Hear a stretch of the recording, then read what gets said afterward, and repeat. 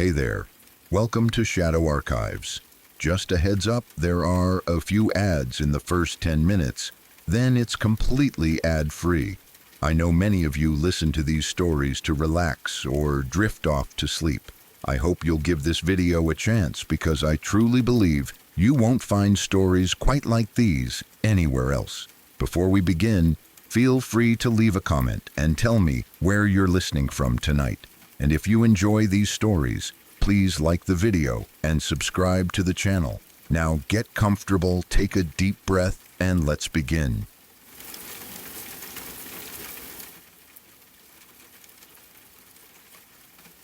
I was around 13 or 14 years old when it happened. Old enough to remember every detail clearly, but still young enough to feel small, in a place that suddenly felt very dangerous. My family had gone to the county fair together, something we did occasionally back then. It was supposed to be a fun day, noisy and bright, full of food stands, rides, and people laughing. That day, though, the fair was packed beyond anything I had ever seen. It was one of those days where you could barely move without bumping into someone, where you constantly had to look over your shoulder to make sure you hadn't lost the people you came with.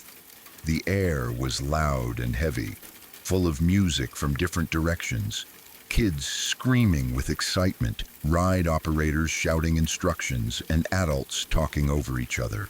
And everywhere you looked, there were flashing lights, spinning rides, balloons, and long lines of people.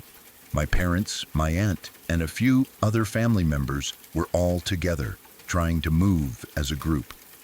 I remember my mom telling me more than once to stay close and not wander, which I usually did anyway because the crowd made me nervous. We were standing near the kiddie rides, the small roller coasters and spinning attractions meant for younger children. The kind of rides where parents stand nearby, watching carefully, smiling and waving. That area was especially crowded because families with small kids tend to cluster together. At some point, my dad and my aunt started arguing about something completely stupid. I don't even remember what it was about, just that it was loud and unnecessary. They were both stubborn, talking over each other, the voices rising. The rest of us were distracted, trying to calm them down, telling them to drop it, reminding them we were in public. Because of that argument, no one was really paying attention to what was happening around us. Everyone's focus was turned inward, caught up in the noise and frustration. I remember feeling annoyed and embarrassed, wishing they would just stop. I didn't notice anything strange at first. I didn't hear anything unusual. I was just standing there, half listening, half staring at the rides, when suddenly everything changed. Out of nowhere, my mom shouted my name. Her voice cut through the noise sharply, louder and more urgent than I had ever heard it before. She yelled, "Follow me, now." There was no explanation, no hesitation. She grabbed my hand so tightly it almost hurt and started pulling me through the crowd. I barely had time to react. I stumbled a little, trying to keep up as she moved fast and with purpose, weaving between people. I tried to ask her what was wrong, but she didn't answer. Her face was tense, focused, her eyes scanning ahead. I had never seen her like that. It wasn't panic exactly. It was something more controlled and intense, like she knew exactly what she was doing and didn't have time to explain it. That alone scared me. I trusted my mom completely, so I followed without arguing, but my heart started pounding hard in my chest. She led me straight to an older man standing a short distance away from the rides. He looked like he was probably in his 60s. He had gray hair and a weathered face, the kind you might expect to see on someone's grandfather. He was holding the hand of a small boy who was crying. The boy couldn't have been more than 5 years old. His face was red, his eyes swollen with tears, his voice breaking as he sobbed. At first glance, it might have looked harmless. An older man helping a lost child. If I had seen them alone, without context, I might not have thought anything of it. But my mother stopped directly in front of them, still gripping my hand, and immediately confronted the man. Her voice was sharp and demanding as she asked, "What are you doing with him?" The man froze. It was subtle but noticeable. He didn't respond right away. When he did speak, his voice sounded rehearsed, too smooth. He said that they had lost the boy's mother and that everything was fine. He claimed he was the boy's grandfather. He said it calmly, like he expected to be believed without question. My mom didn't hesitate. She dropped down to her knees so she was eye level with the child. Her voice softened when she spoke to him, but there was still urgency in it. She asked him gently, "Do you know this man?" The boy shook his head. He was still crying, his shoulders shaking. Through his tears, he said, "They were looking for his mommy." My stomach dropped. I could feel something cold spread through my body as the situation suddenly became clear. My mom asked him where he last saw his mother. The boy lifted his small hand and pointed toward the older man. He said, "He says that she's in the parking lot." That was the moment I truly understood what was happening. Fear hit me all at once, heavy and sharp. I looked at the man's face, really looked at him, and noticed something that still makes my skin crawl when I think about it. He wasn't looking at my mom. He wasn't looking at me. He was staring at the little boy. His eyes were fixed on him in a way that felt wrong. Then, in less than a second, he ran his tongue across his top lip. It was quick, almost unnoticeable, but I saw it, and I will never forget it. It was such a small gesture, but it felt loaded with meaning. It made my blood run cold. In that instant, the fear turned into something darker, something sickening. I knew deep down that this man was not who he claimed to be. My mom reached out and gently took the boy's hand. At the same time, she squeezed my hand even tighter, like she was anchoring both of us. She spoke calmly but firmly to the child, telling him that we would help him find his mommy. She told him that his mom wasn't in the parking lot and that we were going to go back to the last place he saw her. Well, she said we would find a police officer and get help. She asked him if that was okay. The boy looked confused. He glanced back at the older man, clearly torn. He repeated what the man had told him, saying his mom was in the parking lot and that they had to go get her. My mom's patience snapped at that point. She turned her attention fully to the man and yelled at him to let go of the boy. Her voice was loud and angry, not caring who heard. The man glared at her, his expression dark and hostile. For a moment, it felt like time slowed down. I remember wondering if he was going to argue or grab the boy tighter or do something violent. Instead, he let go, just like that. My mom didn't waste a second.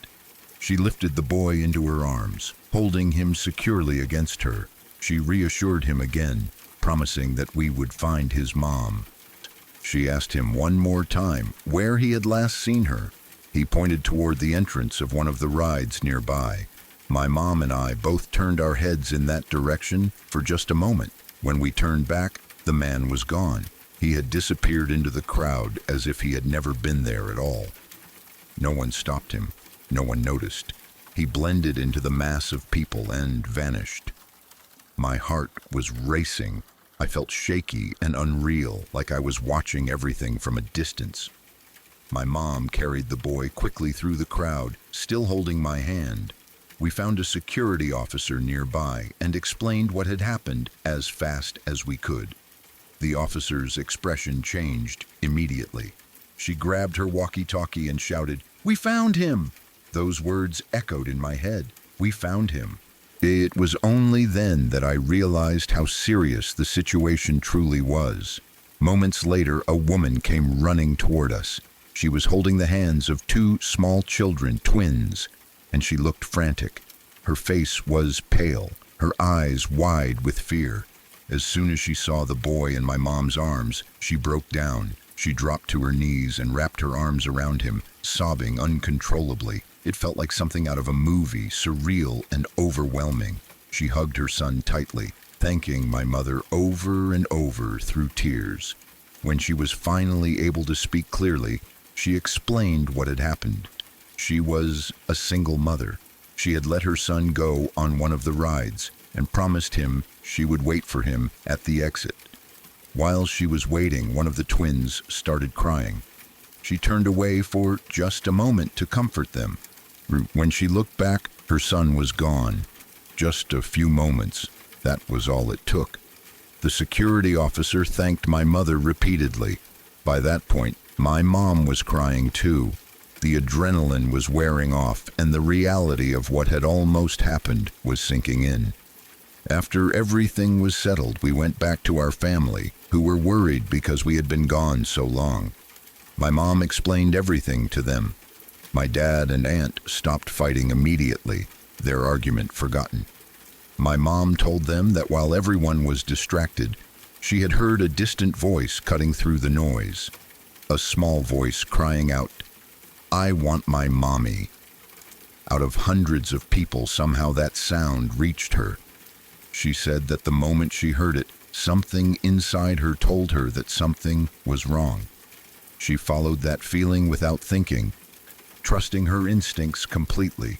She said it happened so fast that she could have easily missed it. She could have heard the cry and never figured out where it came from. We all went home after that. The fair was over for us, not just that day, but forever. In the 12 years since, we've never gone back. None of us could look at it the same way again. Even now, years later, what haunts me most is that small, horrible detail. The way the man licked his lip, like the little boy was some kind of treat, something he wanted. That image has never left me. It comes back unexpectedly, in quiet moments, in crowds, when I see a child crying in public. What haunts my mother is something different. It's the fact that he got away, the fact that he disappeared into the crowd and was never caught. The knowledge that someone like that was there, watching, waiting for a moment of distraction. The knowledge that if she had ignored that instinct, if she had hesitated even for a second, that boy might never have been found. Both of us carry that day with us. It changed the way we see the world, the way we move through crowds, the way we listen for voices that don't quite fit into the noise. Some moments pass and fade. Others stay with you forever. That was one of them.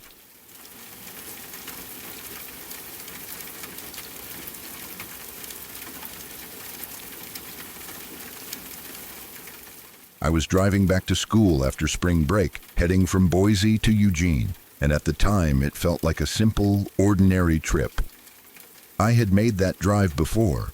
Long stretches of road, familiar scenery, plenty of time to think. I was young, tired from traveling, and mostly focused on getting back to campus and settling into normal life again.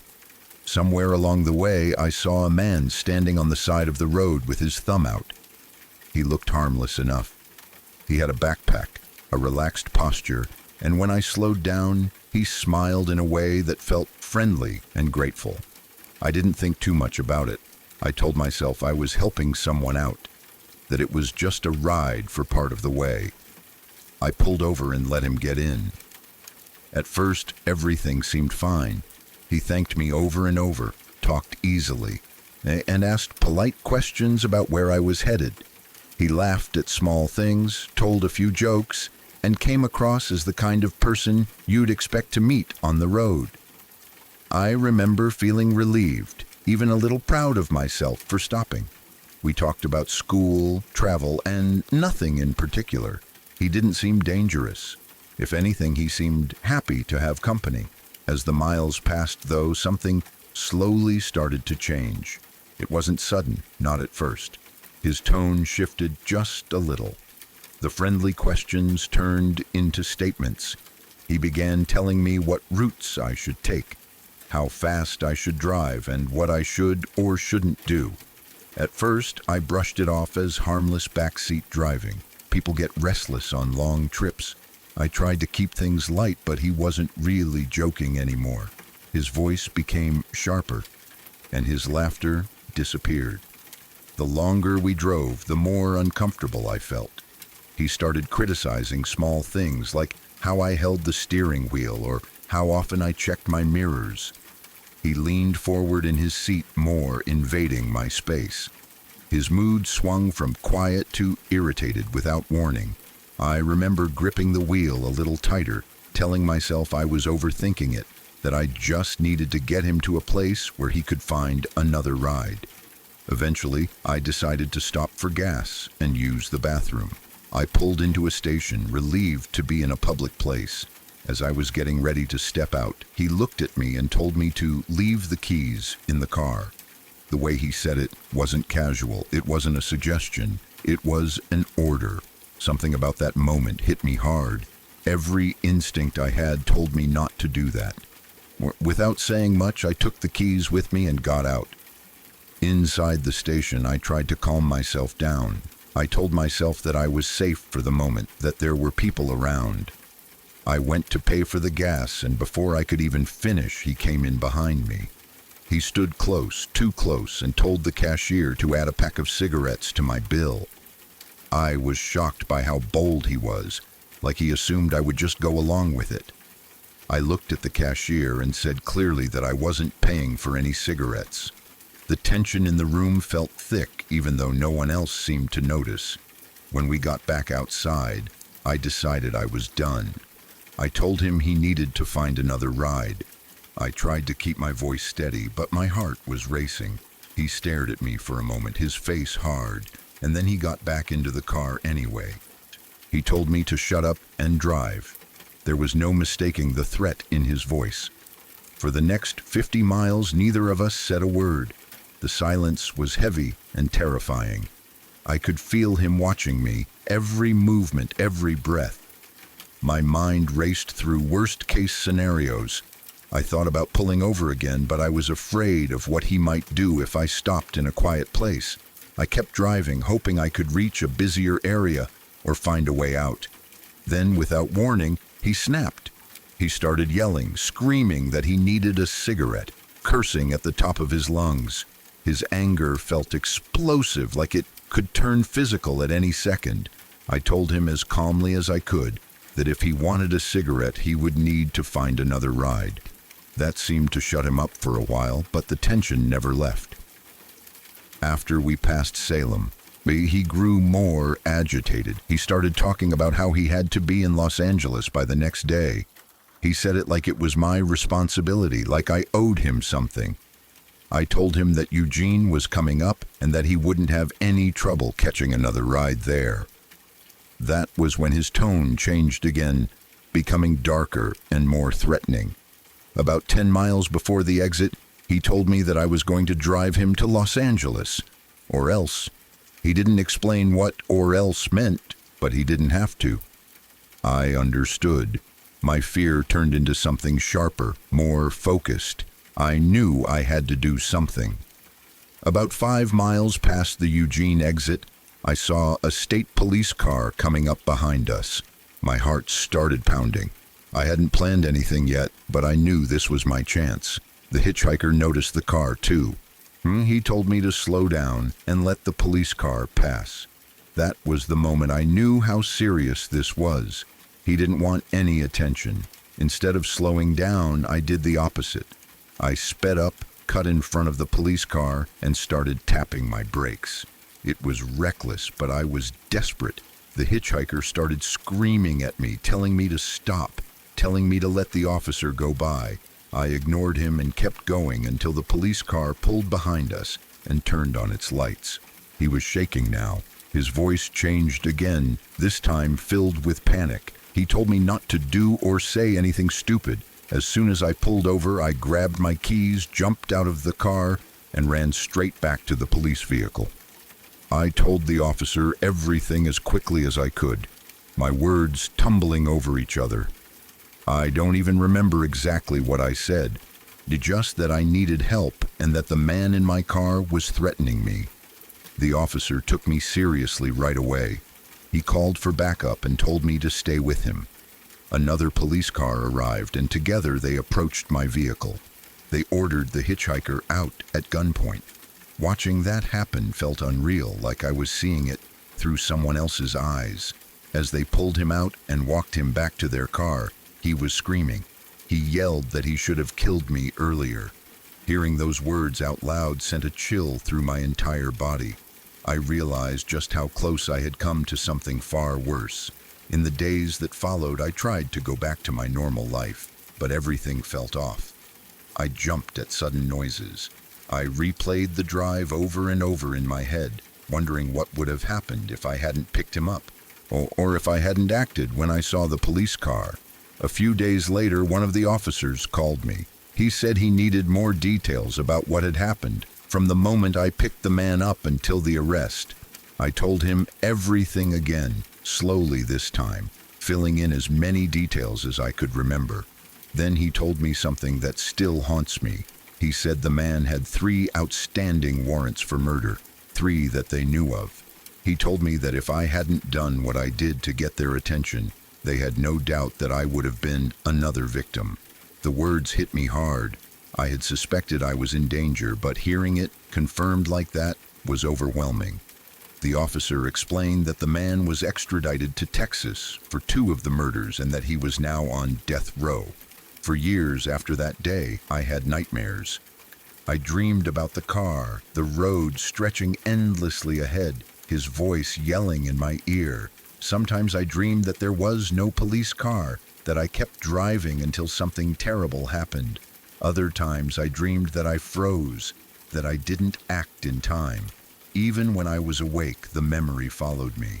Long drives made my chest tight. Strangers made me uneasy. I learned how quickly a normal situation could turn dangerous, how thin the line can be between an ordinary day and something that changes you forever. Even now, thinking back on it, I can still feel that fear, that cold realization that trusting the wrong person almost cost me my life. It's something that never really leaves you.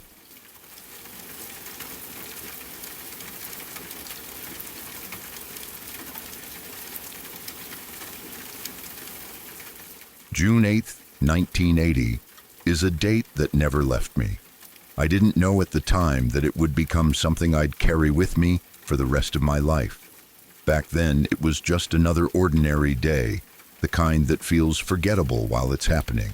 I was young, working a job, doing what I was supposed to do, waiting for my mom to pick me up when my shift ended. She was running a little late, but nothing unusual, nothing that felt dangerous. I sat down on the curb to wait, relaxed, not thinking about much at all. The street was quiet in that way. Suburban streets often are. Cars passed now and then. People came and went. Nothing stood out. I was alone, but not in a way that felt vulnerable. I had done this before many times. I trusted that my mom would pull up any minute, and until then, I was just killing time. That's when a man approached me. He didn't rush. He didn't sneak up. He walked over casually and introduced himself. His tone was polite, normal. He then sat down next to me, closer than I would have chosen myself, no more than half a foot away. It caught my attention, but not enough to alarm me. People sat too close sometimes. It was uncomfortable, but not unheard of. He was a bit odd, but nothing that immediately raised red flags. I've thought about that a lot over the years. How odd can feel harmless in the moment. How easy it is to dismiss discomfort when nothing obvious seems wrong. He started making small talk, asking questions the way strangers sometimes do. He asked me if I liked golf. I remember thinking it was a strange question, but I answered him anyway. He wanted to know if I'd like to shoot around sometime. There was a golf course just down the street, less than 300 feet away. He pointed in its direction as if proximity made the suggestion more reasonable. I told him maybe, but not today. I said I had chores to do. That was the truth. I wasn't trying to offend him or shut him down completely. I was being polite, cautious, trying to keep the conversation neutral. Then he asked me another question. He asked if I liked the organ as an instrument. I was confused by that. I thought he meant a church organ. That's the first thing that comes to mind when someone says organ. So I answered honestly. I said something like, "You mean like the church organ?" That's when everything shifted. He snapped his head toward me and looked straight into my eyes in a way that made my stomach tighten. His expression changed instantly. His face hardened. His voice rose. He said, "No, man, like Al Green, Marvin Gaye." The intensity in his reaction stunned me. It wasn't just correction, it was anger. It was irritation that bordered on rage. His mood flipped so fast it felt like a switch had been thrown. The air between us changed. His body tensed, his jaw clenched. He looked upset, almost insulted, like I had said something deeply wrong. That was the moment I realized I wasn't dealing with someone stable. I didn't have the language for it back then. I didn't think in terms of mental breaks or violent instability. I just knew, instinctively, that something inside him had shifted. His personality fractured right in front of me. The polite stranger disappeared, replaced by someone volatile and unpredictable. For a brief moment, I thought he might hit me, or scream, or do something worse. I could feel my heart pounding, but I stayed where I was. I didn't challenge him. I didn't escalate. I didn't laugh it off either. I stayed calm because somewhere deep inside me, I understood that this man was going through something, and that pushing him in either direction could be dangerous. That understanding may have saved my life. About a minute passed, maybe less. Time stretches and compresses when fear enters the picture. Somehow his anger drained out of him as quickly as it had arrived. His shoulders relaxed, his voice lowered. He stared at the street instead of at me. We sat in awkward silence side by side, neither of us speaking. It felt heavy, uncomfortable, loaded. Then my mom pulled up. I've replayed that moment in my head more times than I can count. The sound of the car. The way relief flooded through me so fast it almost made me dizzy. I stood up, said goodbye politely, because politeness felt like the safest exit. I didn't run. I didn't accuse. I didn't say anything that might provoke him again. I just left. At the time, I didn't know how close I had been to something unimaginable. I didn't know that the encounter would become a dividing line in my life. I got in the car. We drove away. The day continued. 3 days and 3 hours later, everything changed. I wasn't sitting on the curb this time. I wasn't waiting for a ride. I was across the street when I saw him again. The same man. He approached a younger boy, a boy younger than I had been. I watched as they exchanged a few words. It looked brief, ordinary, the kind of interaction no one would think twice about. Then, in a second that still feels unreal, he pulled a butcher's knife from inside his jacket. There was no warning, no build-up, no chance to react. He eviscerated the boy right there, in the driveway, across the street, blood everywhere, screams, shock, horror unfolding so fast that the mind struggles to keep up. The boy was killed where he stood. The knife had been hidden the entire time, carried casually, waiting. I stood there, frozen, watching the aftermath of something I could barely comprehend. The weight of what I was seeing didn't hit all at once. It arrived in pieces, the sound, the movement, the realization of what had just happened, and then the realization of what almost happened. He had sat next to me, half a foot away, with that knife hidden in his jacket. I think about that constantly. I have for 41 years. I wonder what made the difference. What tiny choice, what word, what tone, what timing spared me? Was it the way I answered him? Was it my calmness? Was it my willingness to engage just enough without pushing back? Was it the fact that my mom arrived when she did? Or was it random? That question has never stopped haunting me. If I had behaved differently, if I had laughed, if I had mocked him, if I had tried to leave too fast, if I had engaged too deeply, would he have done to me what he did to that boy? Would I have been disemboweled on that curb with the same knife he kept hidden inside his jacket? I'll never know. I only know that I was spared by a sequence of moments so small they feel meaningless on the surface, and yet they meant everything. For years after, I replayed the conversation in my head, every word, every pause, in the look in his eyes when he snapped, the silence afterward, the way he calmed himself. I've asked myself endlessly what I did differently and whether there was anything special about my response, or if I was simply lucky. Luck feels like too thin a word for something this heavy. The knowledge that I sat next to someone capable of that level of violence, unaware, chatting about golf and music, changed the way I see the world forever. It taught me that danger doesn't always announce itself. Sometimes it wears politeness.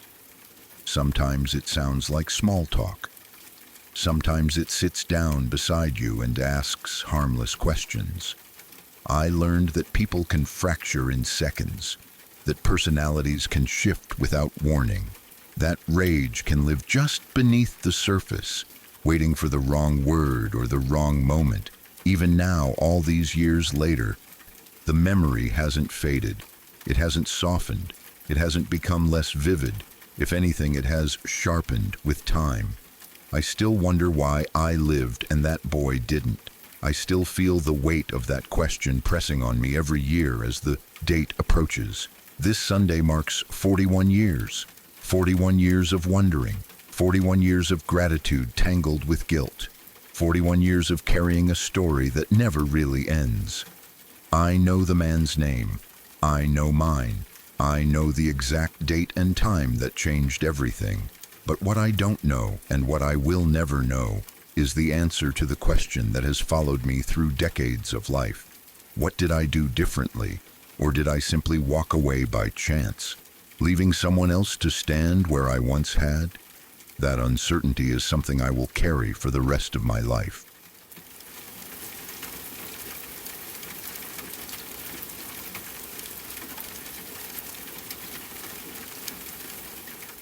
This happened to one of my friends, but even though it wasn't my experience directly, it shook all of us deeply. It happened in 2017 in Mumbai, in an area most people would describe as safe, upscale, and well-guarded.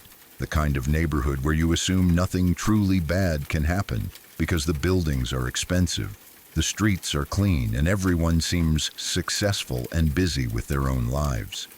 That assumption is exactly what makes this story so disturbing. My friend was a corporate executive, the kind of woman people admire from a distance. She worked long hours, often late into the night, dressed sharply, spoke confidently, and seemed completely in control of her life. On weekends, she liked to let loose. She went out with friends, drank, danced, laughed, and enjoyed the city. She was easygoing, friendly, and genuinely kind. Not naive, but trusting in the way many people are when they believe they are surrounded by safety and privilege. Unlike most of her friends, she lived alone. Her apartment was in a very wealthy, polished neighborhood, one of those places where security guards sit at the gate and people assume danger stays outside. She loved the independence. She liked coming home to her own space, doing things her way, not answering to anyone. It felt earned, like a reward for years of hard work. One weekend night, she was at her usual bar. It was loud, crowded, the kind of place where people mingled easily. At some point during the night, a guy approached her and asked if she would like a drink. There was nothing unusual about it. This happened all the time. She said yes, thanked him, and they spoke casually for a bit. He seemed normal enough at first. But after some conversation, he started insisting that they leave the bar together. He pushed the idea repeatedly, even after she declined. She didn't like that. Something about the way he kept insisting made her uncomfortable. She told him no, again, more firmly this time, and eventually excused herself to rejoin her friends. She brushed it off as another drunk guy who didn't know when to stop. It annoyed her, but she didn't think much of it beyond that. The following week, she went back to the same bar, and to her surprise, the same guy was there. He approached her again as if nothing had happened before, and offered her a drink. This time she declined immediately. She didn't want to engage. She made it clear she wasn't interested. He lingered a bit, but eventually backed off. She felt uneasy. But again, she told herself it was coincidence. Bars are social places. People run into each other. Another week passed, and she decided to try a new bar in a different part of the city. She wanted a change of scene. When she walked in and scanned the room, her stomach dropped. The same guy was there. Somehow he was there too. He spotted her, came over, and once again asked her if she wanted a drink. She politely declined, and this time asked him clearly to stop bothering her. This time he listened. Or at least it seemed like he did. He walked away, and for the rest of the night, he didn't approach her again. After that, weeks went by without any sign of him. No sightings, no awkward encounters. Eventually, she forgot about him entirely. He faded into the background of her memory, filed away as a strange but harmless annoyance. The life went back to normal. She continued her routine. Long workdays, busy nights, weekends filled with drinks, dates, and laughter. Like many people who drink often, she had a small habit meant to make life easier. When she came home drunk, she worried about losing her keys. So instead of fumbling for them, she had gotten into the habit of hiding them under the doormat outside her apartment. It seemed harmless, convenient. She never imagined someone would notice, let alone exploit it. One weekend night, she came home very drunk. She had been out with a date. They were both laughing, tipsy, comfortable with each other. They unlocked the door and went inside her apartment. The lights were dim. Music was low. They moved to her bedroom and started making out on the bed. Everything felt normal, safe, familiar. At one point, her date took out a condom from his wallet. It slipped from his hand and fell onto the floor near the bed. Without thinking much of it, he leaned down to pick it up. What happened next changed everything. He froze. When he stood back up, his face was completely different. The playful expression was gone. He looked pale, terrified. His eyes were wide, fixed on something behind her. Immediately, he started insisting that they go to the bathroom. He wasn't joking. He wasn't flirting. He was panicking. He begged her to come with him into the bathroom. He kept repeating it, urgently, almost desperately. She didn't understand what was happening. She thought he was being weird, maybe too drunk, maybe having some kind of panic episode. She told him to calm down. She laughed it off at first, saying he was imagining things. But he wouldn't stop. He kept begging her to believe him. His voice was shaking. He finally told her in a whisper filled with fear that there was someone under her bed. She dismissed it immediately. She told him that he was drunk, that there was no one there, that it was all in his head. But he was shaking now. He kept pleading with her, telling her to trust him, to please listen. He begged her to come into the bathroom with him. Something about his fear finally got through to her. Reluctantly, after several requests, she agreed to go into the bathroom with him. The moment they stepped inside, he locked the door from the inside, fast and forcefully. That alone scared her. He turned to her, breathing heavily, and repeated that there was someone in the apartment, someone hiding under her bed. For nearly 10 minutes they argued. She told him he was imagining it. He told her he wasn't. He begged her to call the police. He said he saw a man under the bed when he bent down. He described eyes staring back at him from the darkness. Eventually, fear replaced disbelief. The longer she stood there, locked in the bathroom, the more she realized that if he were lying, he wouldn't be this terrified. Finally, she called the police. When the police arrived, they had to break into the apartment because the door was locked from the inside, and no one was responding immediately. The sound of the door being forced open echoed through the apartment. The officers entered cautiously. My friend and her date came out of the bathroom, shaken and confused. Her date immediately explained everything to one of the officers. his words spilling out fast and panicked. He told them exactly what he saw and asked them to check under the bed. One of the officers motioned for a subordinate to do it. When they lifted the bed and looked underneath, what they found made my friend feel sick to her core. It was him. The same man who had offered her drinks at the bar.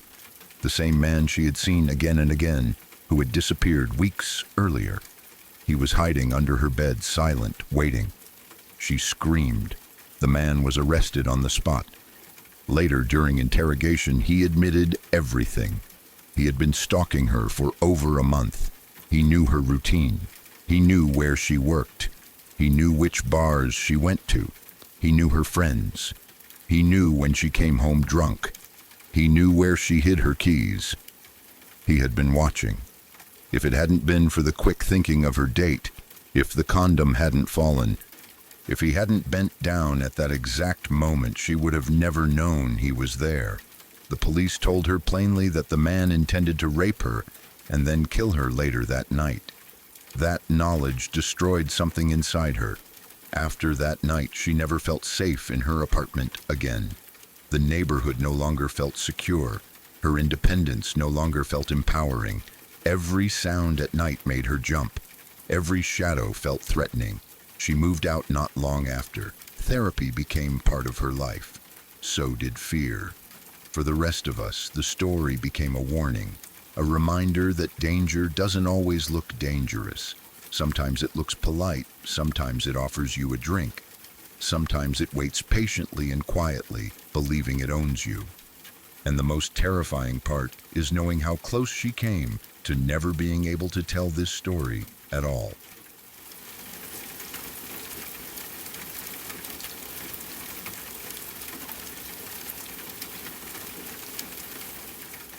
The day it started, none of us understood what was happening.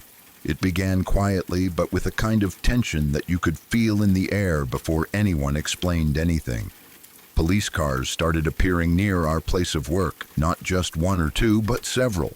They blocked off a path, then an alleyway. After that, they taped off a house and a small business directly across the road from us. Officers stood at the barriers, serious and tight-lipped, directing people away and refusing to answer questions. At first, we assumed it was some kind of accident. Maybe a gas leak, maybe a crime scene from a robbery gone wrong. That kind of thing happens, even in quiet areas. But the longer it went on, the stranger it felt. The police presence wasn't relaxed or procedural. It was intense, focused, like they were dealing with something heavy. Not long after setting up the cordon, officers came into our workplace. One by one, they pulled us aside and started asking questions. Had we seen anything unusual, any suspicious behavior, any unfamiliar people hanging around, any strange vehicles parked nearby?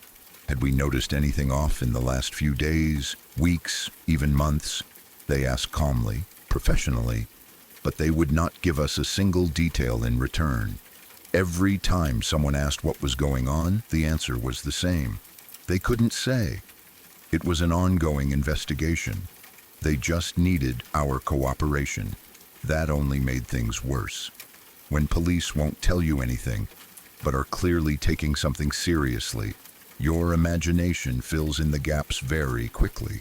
What made it even more unsettling was the location they had blocked off. The house and business across the road belonged to a self-employed man who everyone in the area knew. He had lived and worked there for years. He ran a small business, nothing flashy, just honest work. He was the kind of person people waved to, the kind of person you nodded at when you passed on the street. He was especially well-liked by the local kids. Parents trusted him. Kids adored him.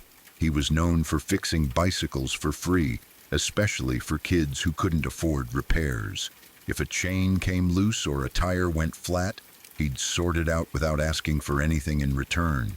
Sometimes he'd even give kids a bit of pocket money if they helped sweep up around his business or did small chores. Nothing that seemed inappropriate at the time, just harmless kindness. That's how everyone saw it. He had that reputation. The friendly guy, the helpful guy, The one who was always around, always smiling, always willing to lend a hand. So when we saw his place taped off, it didn't make sense. People whispered, speculated, tried to connect dots that didn't want to connect. Someone mentioned maybe he'd been robbed. Someone else wondered if he'd had a heart attack. A few people quietly said maybe it was drugs. Anything but what it actually was. Hours passed, then days. Eventually, bits and pieces started leaking out, not from the police officially, but through rumors, overheard conversations, and the slow way truth tends to surface in small communities. And when the real story began to emerge, it was worse than anything we had imagined. He was dead. Not from an accident. Not from natural causes. He had killed himself. At first, even that didn't fully explain the scale of the police response. People kill themselves, tragically, but it doesn't usually involve blocking off entire streets and interviewing everyone nearby. It didn't add up. Then came the part that made the ground feel unstable beneath our feet. It turned out he had been grooming boys. Not one, several. Some of them for years. The man everyone trusted. The man parents waved their kids toward when their bikes broke. The man who gave pocket money and did favors. He had been using that trust to get close to vulnerable kids. Slowly, carefully, over long periods of time. Building dependence, building silence. One of the boys he groomed disappeared. At first, no one connected it to him. Missing kids are terrifying, but suspicion doesn't always land where it should. Life went on. Yet even with that shadow hanging over the community, people hoped the boy had run away. Hoped he'd show up. Hoped it was all a misunderstanding. But behind closed doors, something much darker was unfolding. The truth, as it eventually came out, was that some of the boys he had groomed began to blackmail him. They knew what he had done. They threatened to expose him unless he gave them money. Over and over again. The pressure built. The fear grew. His carefully hidden double life started collapsing in on itself. At some point, one boy disappeared permanently. Another boy, one he had groomed for years, helped him dispose of the body. That detail alone is horrifying. A child manipulated so deeply that they became part of something monstrous. Not because they wanted to, but because grooming doesn't just abuse bodies, it warps minds. It twists loyalty and fear until kids don't even realize how trapped they are. Eventually, the guilt became too much. The boy who helped him started to break. He threatened to go to the police. He couldn't live with it anymore. The weight of what he had been forced into was crushing him. And when the man realized the truth was about to come out, when he realized his image, his freedom, and his secrets were about to be exposed, he chose to end his life. He killed himself before it could go any further. The police investigation didn't stop there. After his death, they went through everything. His home, his business, his records, his past. They began connecting dots that stretched back years. They tied him posthumously to one missing boy with strong evidence. They also developed serious suspicion that he was involved in the disappearance of two other boys going back much further. Boys who were never found. Boys whose families had been living with unanswered questions for years. And all of this had been happening right across the road from us. That realization is the part that still makes my skin crawl. This wasn't some shadowy figure lurking in dark alleys. This wasn't a stranger passing through town. This was someone embedded in the community. Someone trusted. Someone praised. Someone parents felt safe letting their children be around. A pedophile, a murderer, right on our doorstep. When you look back, small things start to feel different. Harmless memories take on a sick edge. Moments that once felt normal now feel loaded. The way he was always around kids. The way he seemed generous but isolated. The way no one ever really knew his personal life. No family visits, no close friends. Just him, his work, and the kids he surrounded himself with. It's terrifying how easily evil can disguise itself as kindness. What stayed with me most was how the police treated the whole thing. The silence, the seriousness, the way they refused to share details until they had to. It made sense later. They weren't just dealing with one death. They were dealing with years of abuse, missing children, manipulated victims, and a truth so ugly it would shake the entire community. Even now, thinking about it, there's a lingering sense of unease, a realization that danger doesn't always look dangerous. Sometimes it looks friendly, sometimes it fixes bikes. Sometimes it smiles and waves and offers help when you least expect anything in return. The scariest part isn't just what he did, it's how long he got away with it, how many people trusted him, how many kids were hurt because no one suspected a thing, and how close we all were to something unimaginably dark without ever knowing it. After everything came out, the area never felt the same. People were quieter, parents were more cautious. There was a collective sense of guilt, even among those who had done nothing wrong. A feeling that something had been missed, that warning signs were overlooked because no one wanted to believe something like that could happen right there, right across the road. It's one of those stories that permanently changes how you see people, how you define safe, how you judge character. You realize that monsters don't always hide in the shadows. Sometimes they live ordinary lives in ordinary buildings, doing ordinary things, waiting patiently behind a friendly face. And once you understand that, it's impossible to ever feel completely comfortable again. Sorry to interrupt. If you're new here, I'd appreciate it if you subscribe to Shadow Archives for daily true horror content that will haunt your dreams and keep you wondering what lurks in the shadows. And don't forget to tap the notification bell so you never miss a new story when the darkness calls out to you.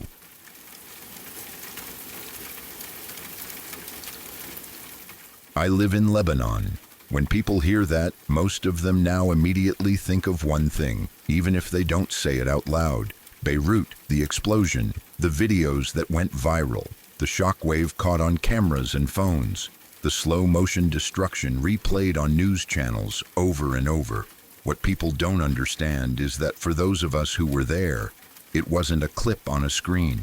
It wasn't a headline. It wasn't history. It was our lives being ripped open in real time. I was 17 years old when it happened. 10 months ago, my life split cleanly into two parts. Everything before that day and everything after. There is no bridge between them. No smooth transition, just a violent break. I was near the port that day, about 3 kilometers away, close enough to feel it, close enough to see it, but close enough that what happened is burned into my mind in a way I don't think will ever fade. I remember the moments before with terrifying clarity because they were so normal, too normal. We heard fire trucks first, sirens echoing through the city. In Beirut, that doesn't immediately mean panic.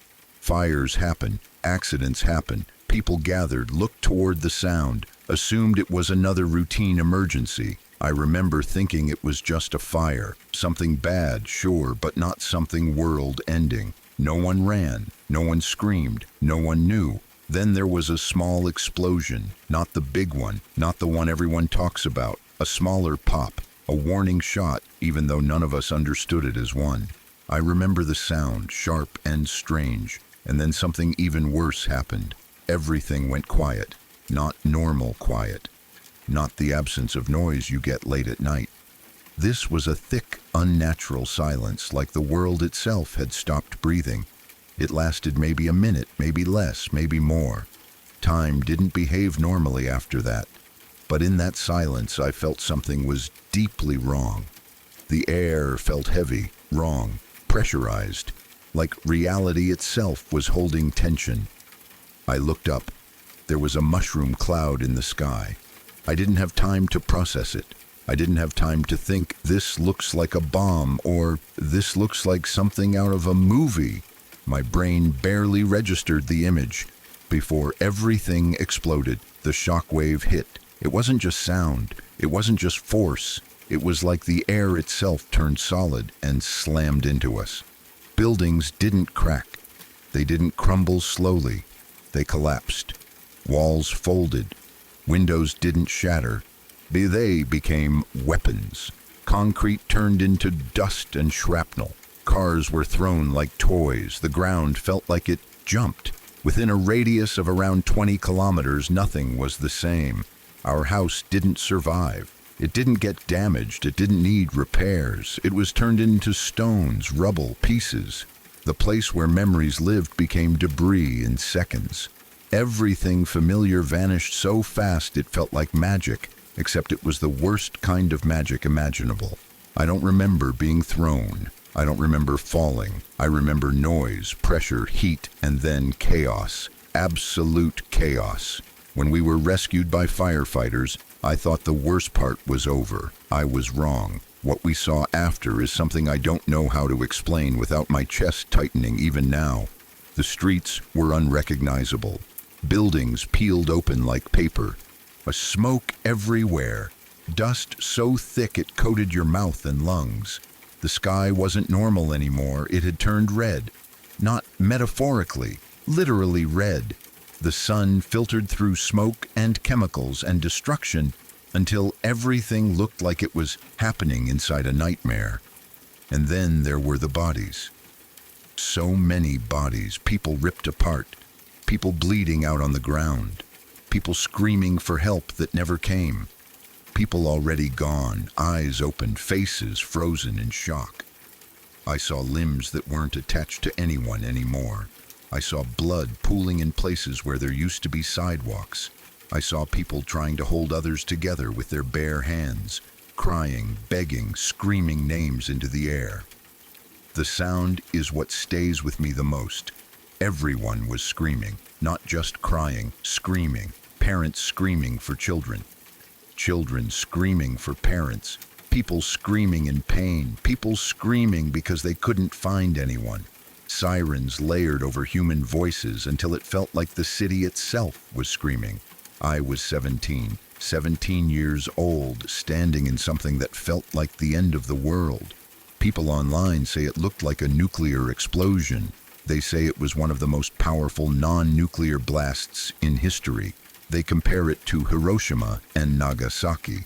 Those comparisons sound dramatic until you've stood in the aftermath and felt how small and fragile everything suddenly is, how fast civilization disappears.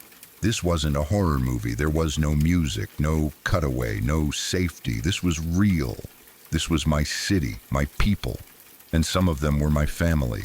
That's the part that never fits into words properly. When people say R.I.P. to the victims, it sounds distant, respectful, but distant. For me, those victims had names, faces, voices, histories, shared meals, shared jokes, shared blood. Some of my family members didn't survive. Saying that sentence still feels unreal, like I'm talking about someone else's life. Grief doesn't arrive all at once. It comes in waves. At first there's shock. You move without thinking. You help where you can. You survive because survival is the only option. Then, later, when the dust settles, when the noise fades, grief crashes into you with full force. I still hear the explosion sometimes when it's quiet. A loud bang in my head that isn't really there. I still flinch at sudden noises. I still feel my body tense when sirens pass. I still see that red sky when I close my eyes too long. People ask how I'm doing now. I don't know how to answer that honestly. I'm alive. That's something. But I'm not the same person I was before. I don't think anyone who lived through that is. Trauma doesn't just hurt you in the moment. It reshapes you. It changes how you see safety, how you see the future, how you see the world. Sometimes I think about how close I was. 3 kilometers, a few seconds. A slight difference in timing or location, and I wouldn't be here writing this. That thought sits heavy in my chest. Survival guilt is real. When so many people didn't make it, being alive feels complicated.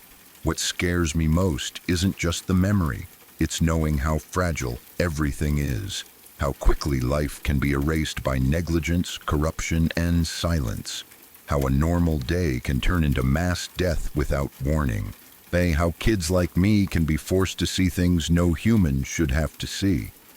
I'm 17. I should be worrying about school, friends, the future, stupid problems that feel big at the time. Instead, I carry images that people twice my age struggle to process. I carry loss that doesn't care how young I am. When people say, "You can look it up," I know they mean well, but looking it up isn't the same. Watching a video isn't the same. Reading numbers isn't the same.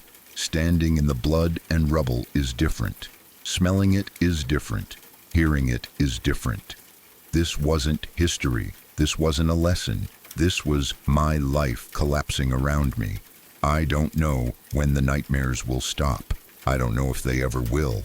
I don't know how long it takes to feel safe again after watching your city tear itself apart in seconds. What I do know is that the people who died deserve more than to be remembered as statistics. They were loved. They mattered. R.I.P. to everyone who lost their lives that day, including my family. And for anyone reading this from far away, please understand this one thing. Behind every video, every comparison, every headline, there are people like me, young, old, ordinary, carrying memories that will never fully leave. This wasn't a horror movie, it was worse, because it was real.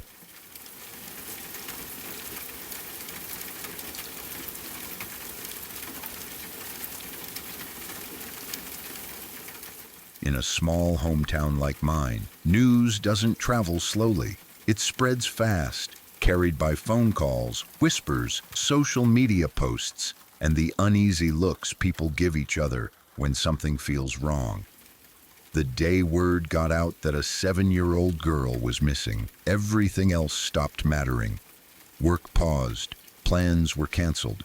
Normal life froze in place because when a child goes missing in a town where everyone knows everyone, it feels personal to all of us. She was only 7, small, quiet, the kind of kid you'd see riding her bike or playing outside without anyone thinking twice about it. The kind of kid whose name people recognized, even if they didn't know her well. The night before she disappeared, her uncle had been in charge of babysitting her. That detail didn't seem important at first. Some family members babysit kids all the time. It's normal, it's trusted, no one questioned it. Her mother had gone out partying that night. Again, not unusual. People in town talked about it, of course, because small towns talk about everything, but no one thought it had anything to do with what happened next. When the mother came home later, her daughter wasn't there. The house was empty. Her brother, the girl's uncle, had already left for work early that morning. Panic set in quickly. The mother started calling around, asking if anyone had seen her daughter, hoping there was some simple explanation. Maybe she was at a neighbor's house. Maybe she had gone to play with a friend. Maybe she was hiding somewhere. When those calls led nowhere, she called the police. That's when the entire town found out.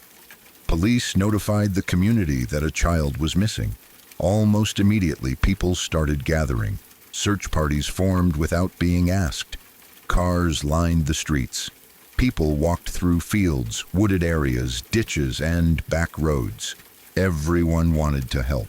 Everyone wanted to be useful. When a child is missing, especially one that young, it feels like a race against time. Rumors started spreading almost instantly. Some people said she had run away.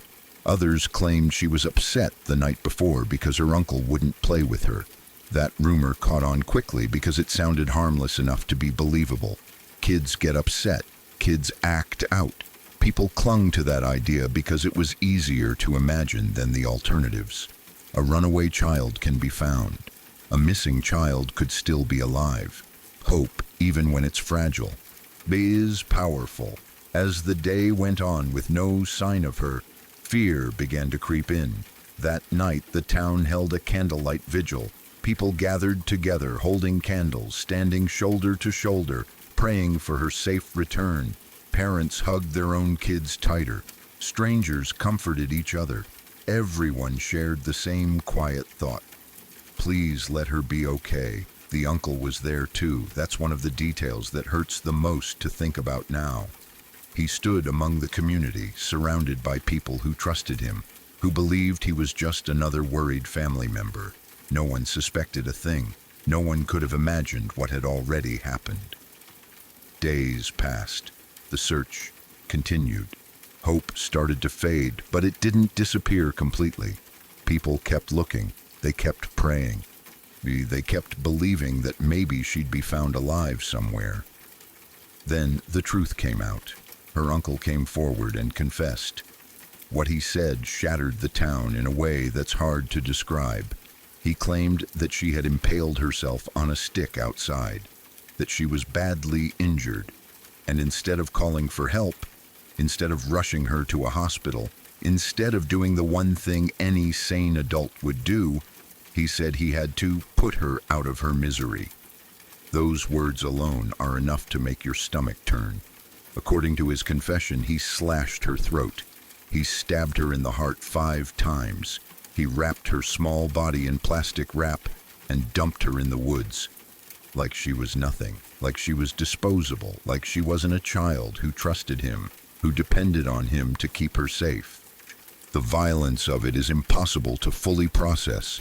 Not just that she was killed, but how deliberate it was, how much time it took, how many chances there were to stop, to change his mind, to do the right thing. And yet, he didn't. As if that wasn't horrifying enough, another detail came out that made the entire situation even darker. When the mother was questioned earlier during the investigation, she claimed she had seen her daughter walking somewhere. She truly believed that. She thought she had seen her alive after the time she was actually already dead. That realization is devastating. It means that while the town was searching, while people were lighting candles and praying, while hope was still alive, the child had already been gone. The image of her walking that her mother held onto was nothing more than a cruel illusion, her mind desperately trying to protect itself from a truth too unbearable to accept. The event shattered our small town. Nothing felt safe anymore. Trust evaporated overnight. People looked at family relationships differently. Babysitting arrangements felt dangerous instead of routine. The idea that something so horrific could happen quietly, inside a family, in a place where everyone thought they knew each other, changed everything. What hurts the most when I think back on it is the vigil. Standing there, holding a candle, hoping with everything we had that she would be found safe. Seeing her uncle there too, knowing now that he was the one who had taken her life. Knowing that while we were praying for her return, he already knew she wasn't coming back. That kind of knowledge poisons memories. The moments that were once filled with compassion and unity are now layered with horror and betrayal. The vigil wasn't just a gathering of hope anymore. It became a symbol of how deeply we were all deceived. The town never really recovered from it. You could feel the change afterward. Parents became more protective. People became more suspicious. Innocence was lost, not just for one family, but for the entire community.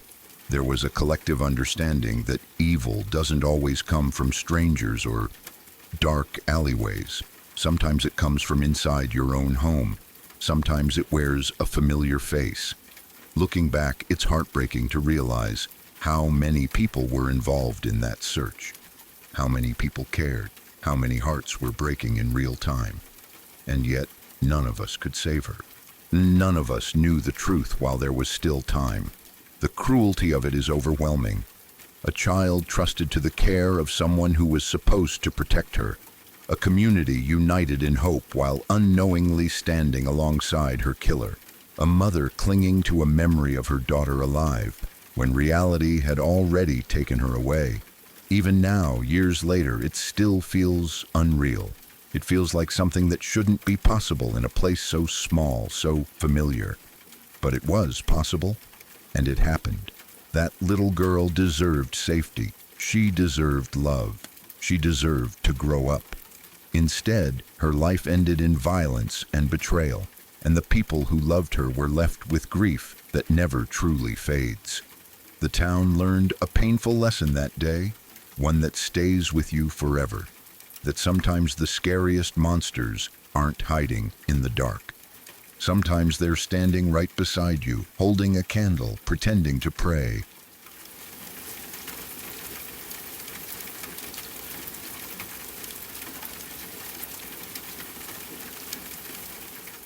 My mom was a single parent for as long as I can remember. My dad was never really part of the picture, so it was always just her, working non-stop to keep our lives moving forward. She was a corporate flight attendant, and that meant long trips, odd hours, and days or even weeks where she had to be away from home. She didn't have a choice. She worked because she had to. We weren't wealthy, not even close. Honestly, we lived much closer to poor than comfortable. Every decision she made was about survival, not convenience. Because of her job, she needed someone to take care of me and my sister when she was gone. There was no extended family nearby who could step in, no safety net to rely on. So hiring a nanny wasn't a luxury for us. It was a necessity. It was the only way my mom could keep her job and keep food on the table. We had a nanny who had been with us for as long as I could remember. I don't even recall a time before her. She was just always there. She helped us with homework, made sure we ate, put us to bed, and kept the house running when my mom was flying across the country. She was part of our lives in a way that felt permanent. Then, at some point, she got sick. She was diagnosed with cancer, and eventually she told my mom that she couldn't continue watching us anymore. She met my mom at a coffee shop in upstate New York, where we lived at the time. It was a public place, nothing secretive or unusual about it. She explained that she needed to resign because of her health, but she didn't want to leave my mom stranded. She said she had lined up a replacement, a woman she knew named Karen. She told my mom that Karen would be perfect for the job and that they should meet soon for an interview. They talked openly about everything right there in the coffee shop. The schedule, the pay, the fact that my mom was a single parent, the ages of the kids, the address, the time and place for the interview. It was all said out loud, casually, without any sense that it needed to be guarded information. This was the early 90s, long before people were trained to be paranoid about overheard conversations or personal details. What none of them realized was that someone else was listening. A random woman, a complete stranger, overheard the entire conversation. She heard the name Karen. She heard that there was a nanny job available. She heard the time and location of the interview. And she decided, right then and there, to take that identity. When the day of the interview came, this woman showed up exactly when and where she was supposed to. She introduced herself as Karen. The real Karen never showed up. My mom had no reason to doubt her. There was no internet to verify identities, no social media, no quick background checks. People trusted face-to-face interactions a lot more back then. The interview went fine. This woman seemed normal, capable, calm. She said all the right things. She appeared responsible and kind. My mom was stressed, juggling work and 2 young kids, and needed help quickly, so she hired her. And that was it. Just like that, a complete stranger entered our lives. We stopped hearing from our original nanny after that. There were no follow-up calls, no check-ins. My mom assumed she was sick and focusing on her health. And life moved on. This new woman became our nanny full-time. She moved into our home. She had her own room. She cooked for us, took care of us, and stayed with us for weeks at a time while my mom was away on flights. From the ages of about 5 to 10, this woman helped raise me and my sister. We went on road trips with her. We spent holidays with her. She was there for scraped knees, school mornings, bedtime routines, and long stretches of ordinary life. She didn't have any family that we ever met. We never saw her friends. No one ever came by to visit her. Her entire world, as far as we knew, revolved around us and the house. At the time, nothing seemed wrong. As a kid, you don't question things like that. She was just the adult who was there when your mom wasn't. She fed us, made sure we were safe, and kept things running. From the outside, it looked completely normal. Years passed like this. Then, about 5 years later, something happened that completely changed how my mom understood our entire childhood. She ran into our original nanny at a mall. My mom was surprised to see her alive and walking around. She had believed for years that the woman had either passed away or at least was still very sick. They stopped and talked, catching up awkwardly. My mom thanked her for recommending Karen, telling her that she had worked out great and had been with the kids for years now. The look on the original nanny's face changed immediately. She told my mom that she had never recommended anyone who ended up taking the job. She explained that the woman she had wanted my mom to meet had moved out of state and never went to the interview. She said she assumed my mom had hired someone else because she never heard back. That was the moment everything cracked open. My mom realized all at once that the woman who had been living in our house and watching her children was not the person she thought she had hired. She was a stranger who had overheard a conversation in a coffee shop and decided to insert herself into our lives. A complete stranger had access to us for 5 years. When my mom got home, she confronted her. There was no yelling at first, just confusion and disbelief. She asked her who she really was and how she ended up at that interview. The woman broke down crying almost immediately. She admitted everything. She said she had been in a terrible place in her life at the time. She needed a job desperately. She heard the conversation, saw an opportunity, and took it. She said she never meant to hurt anyone. She told my mom that she had fallen in love with us, that she cared deeply about us, that being our nanny had given her purpose when she felt like she had nothing. From a rational standpoint, the situation was horrifying. A stranger had lied her way into our home, lived with us, traveled with us, and had full responsibility over 2 children for years.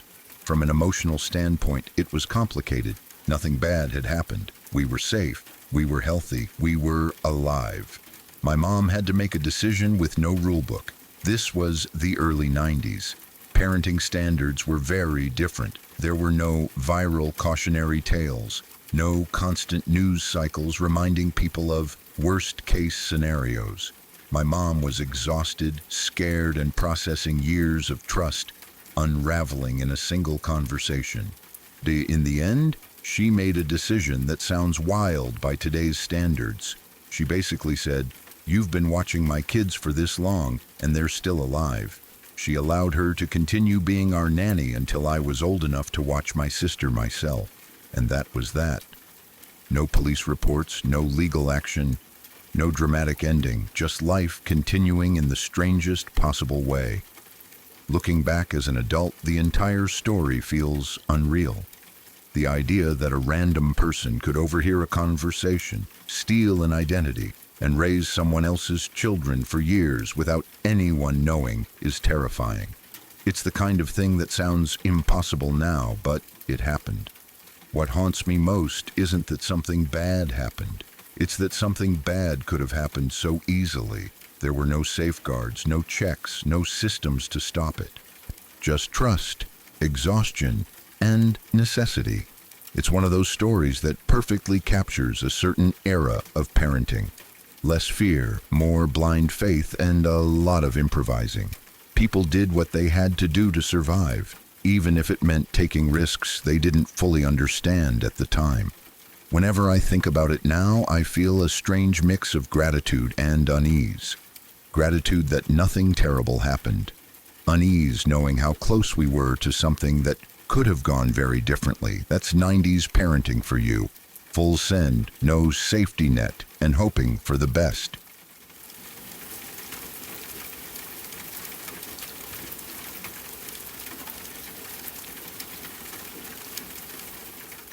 My dad told me this story only recently, and even though it happened decades ago, hearing it as an adult made my stomach turn in a way I wasn't prepared for.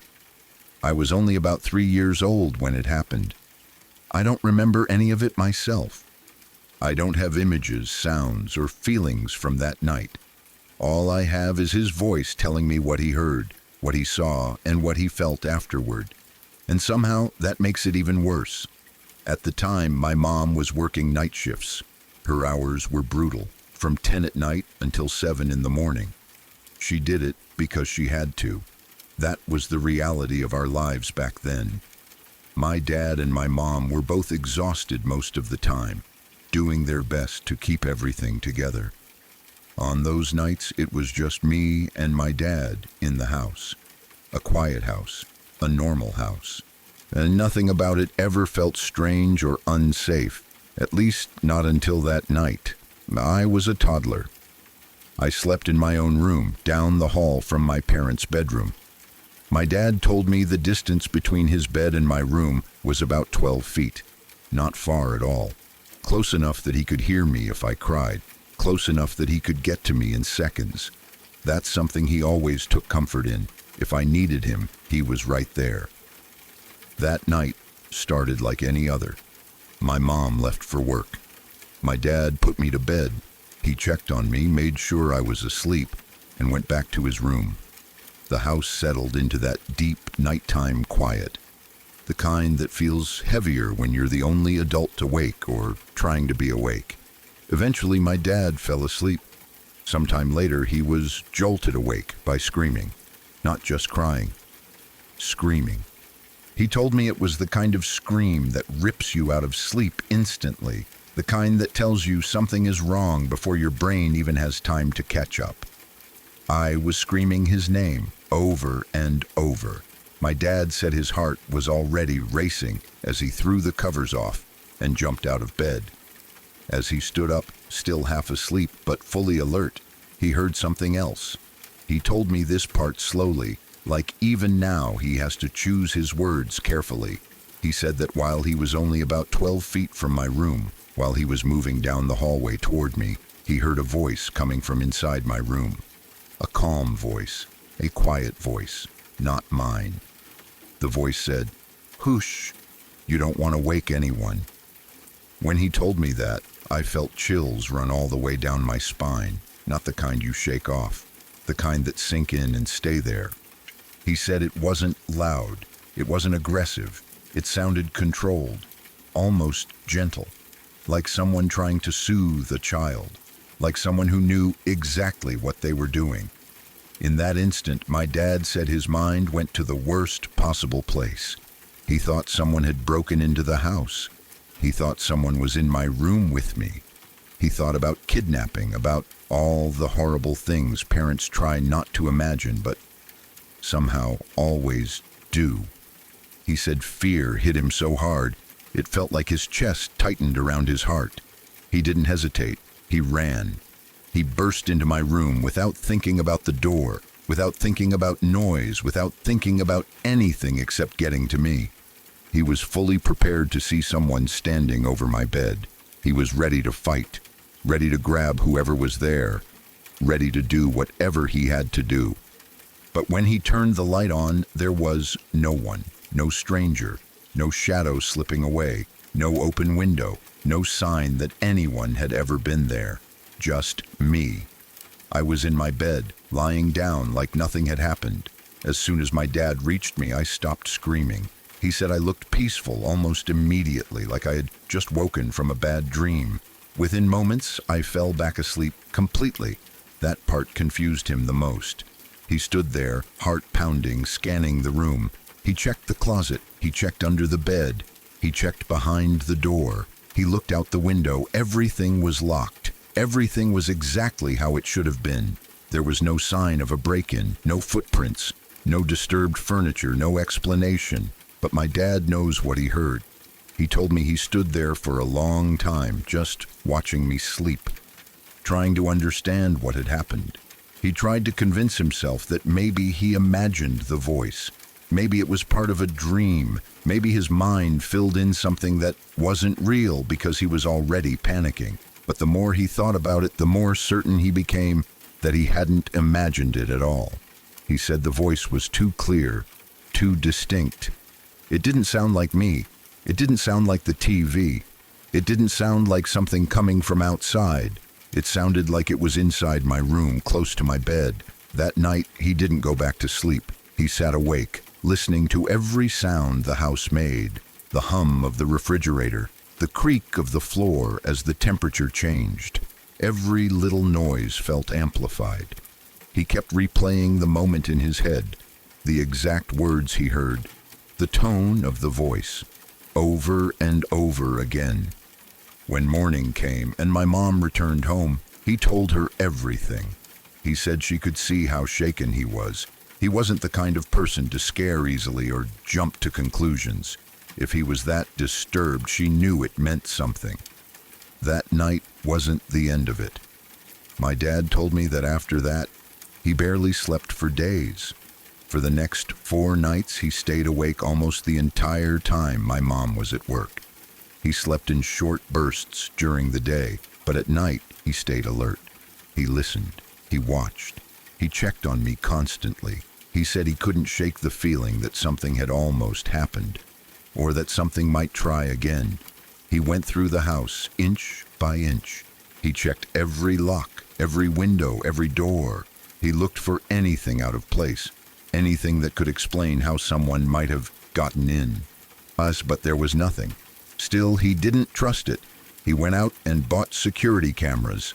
This was years ago, when home security systems weren't as common or easy to install as they are now. He didn't care about the cost.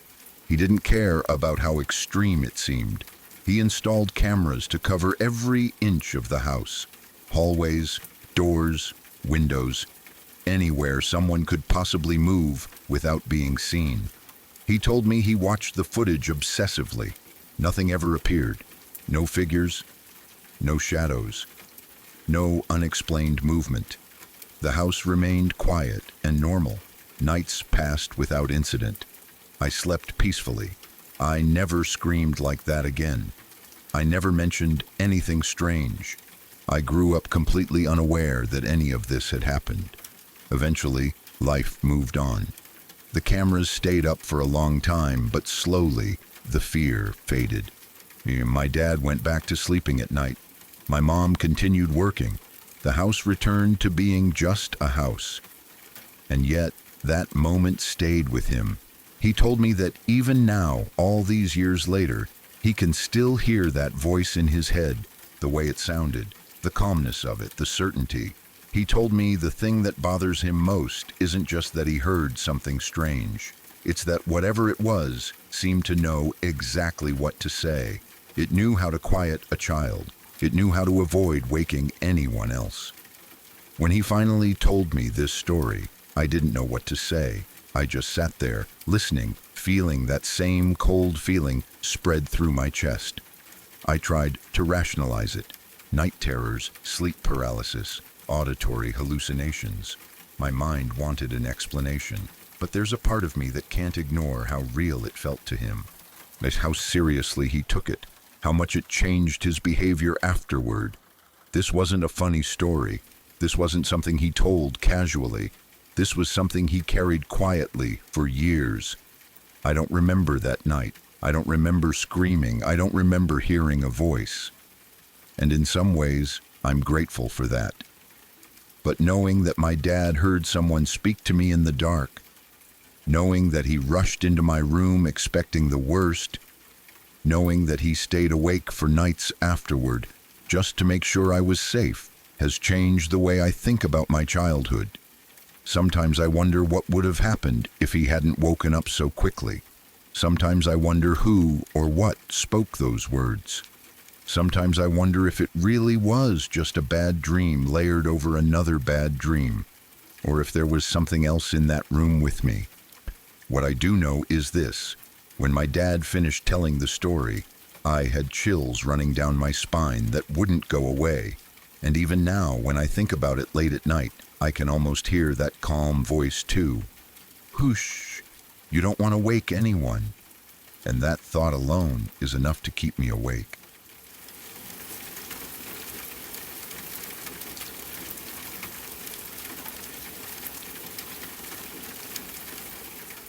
One of my mom's old co-workers told this story years ago, and at the time it sounded strange, but almost unbelievable.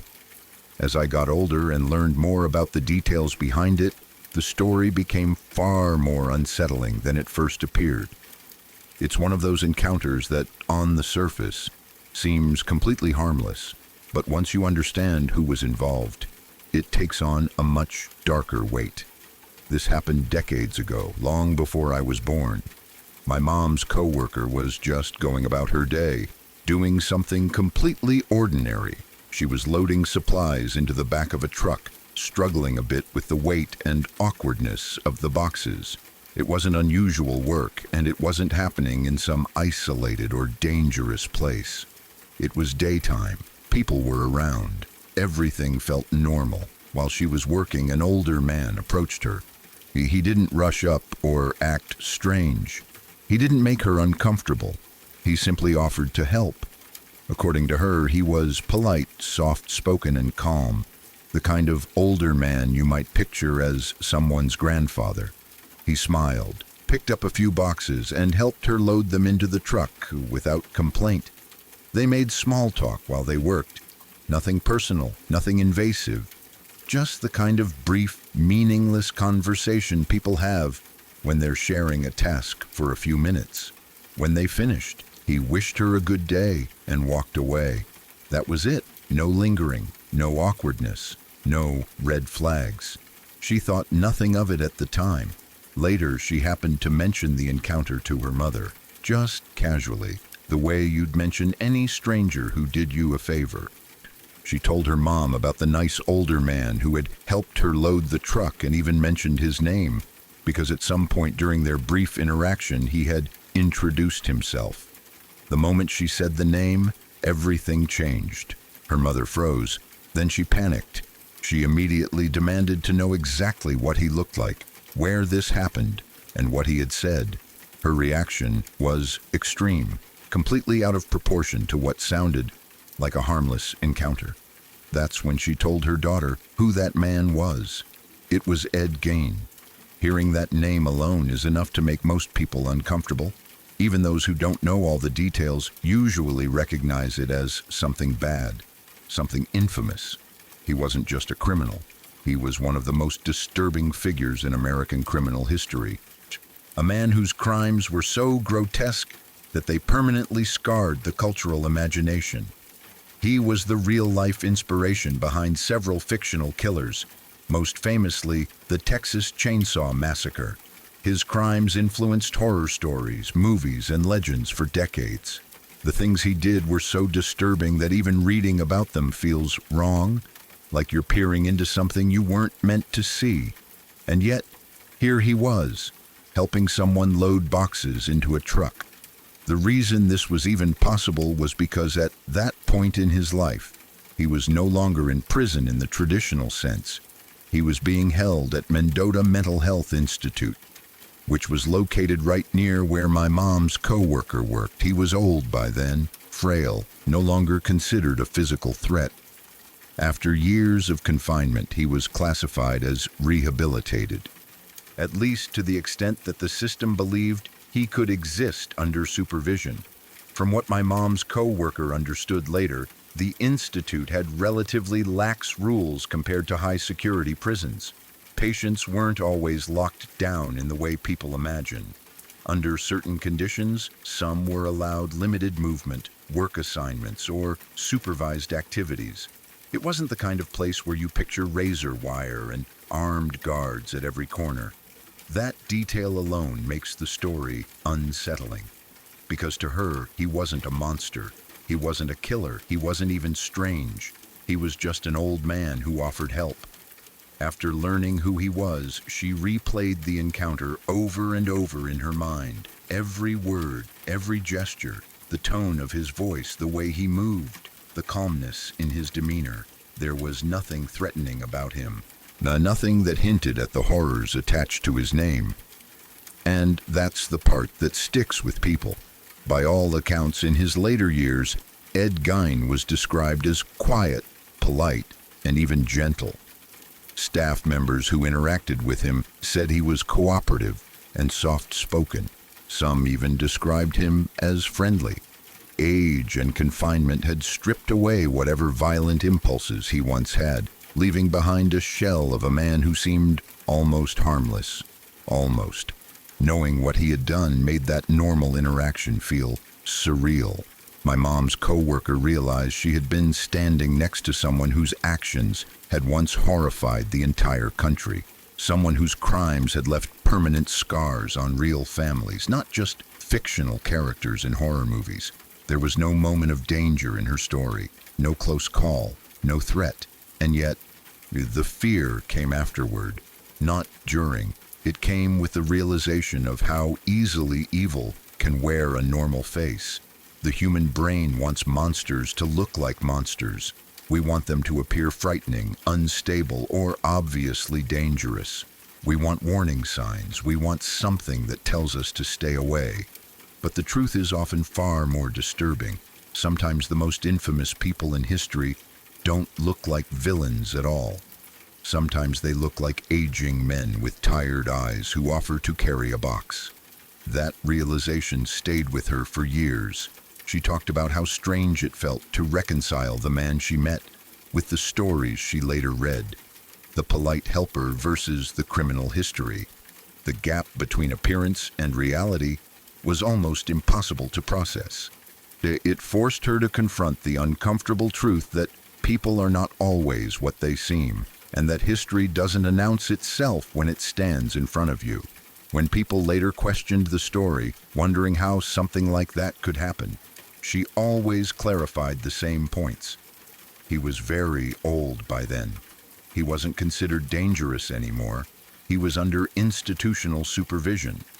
And yes, the mental health institute he was housed in wasn't known for being especially strict at the time.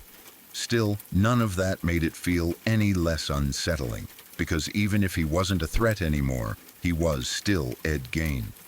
His past didn't disappear just because time passed. The knowledge of what he had done couldn't be undone. It simply existed alongside the memory of a man quietly lifting boxes and wishing someone a good day. That contradiction is what makes the story linger. It's not a tale of survival or escape. It's not about narrowly avoiding harm. It's about proximity, about unknowingly brushing up against a piece of history that most people only encounter through documentaries and horror films. It's about realizing how thin the line can be between the ordinary and the unimaginable. For my mom's coworker, that brief encounter became something she never forgot. Not because anything bad happened, but because of what could never be unseen once she knew the truth. It permanently changed the way she thought about strangers, about kindness, and about the assumptions we make when someone seems polite and helpful. And for everyone who hears the story afterward, the reaction is usually the same. A shiver, a pause, a moment of quiet discomfort, because it forces you to face something deeply unsettling. That evil doesn't always announce itself. Sometimes it offers to help you load a truck, smiles politely, and walks away, leaving you none the wiser until long after the fact. And once you realize that, it's hard to ever feel the same about a simple, friendly encounter again.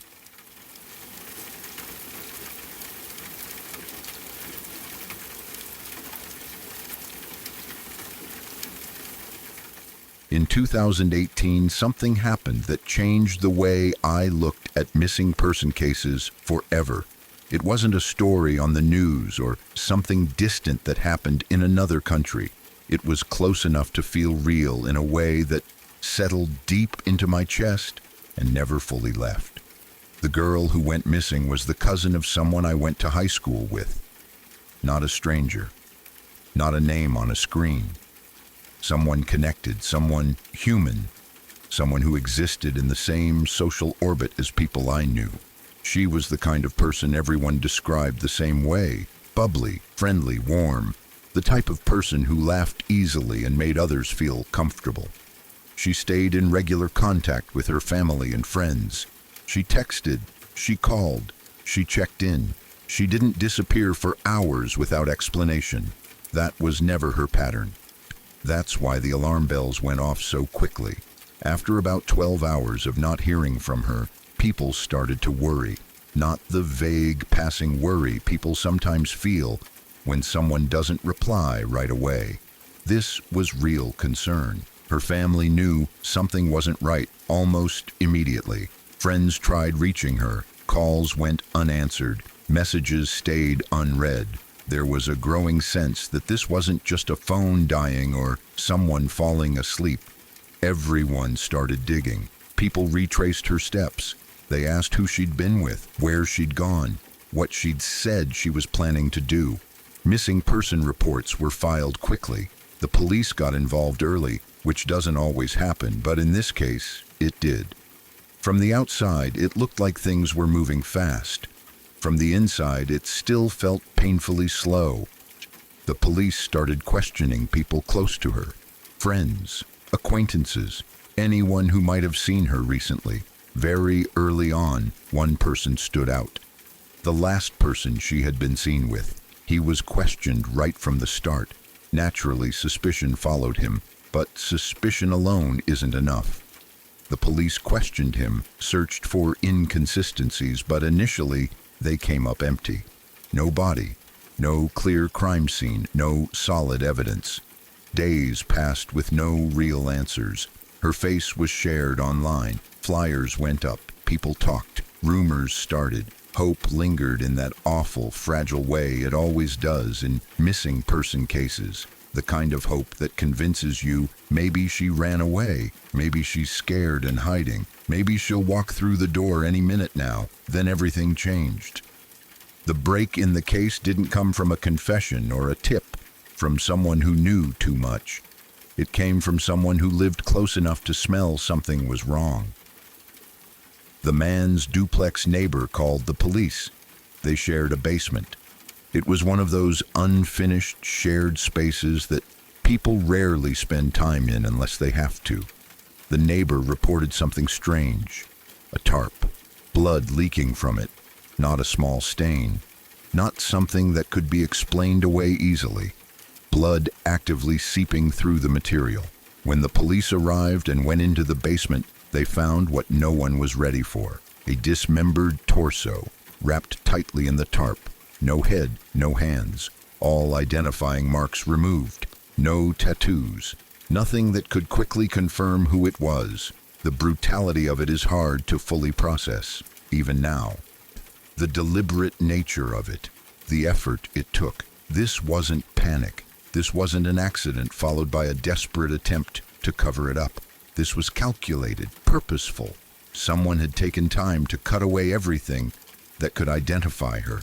At that moment, hope died. The man was taken into custody immediately. The news spread fast. What had been fear and uncertainty turned into horror. People who knew her, even loosely, struggled to understand how someone could do something like that. How someone could be that close, that trusted, and capable of such violence. The investigation didn't stop with the arrest. Police dug deeper, and what they found only made the situation worse. Further investigation led them to the murder weapon. It wasn't nearby. It wasn't something hastily discarded. It had been hidden carefully, stashed at his parents' house, 1 to 2 hours away from where he lived. Distance mattered. It showed forethought. It showed an attempt to separate the crime from his immediate environment. They also found her car there. The realization that he had driven her car that far, that he had planned where to hide evidence, added another layer of dread to the entire story. This wasn't impulsive. This wasn't a single terrible moment. This was a sequence of decisions made by someone who knew exactly what he was doing. As the case moved toward trial, the details became harder to ignore. The evidence stacked up, the dismemberment, the transport of evidence, the attempts to destroy identification, the silence. Eventually, he was found guilty.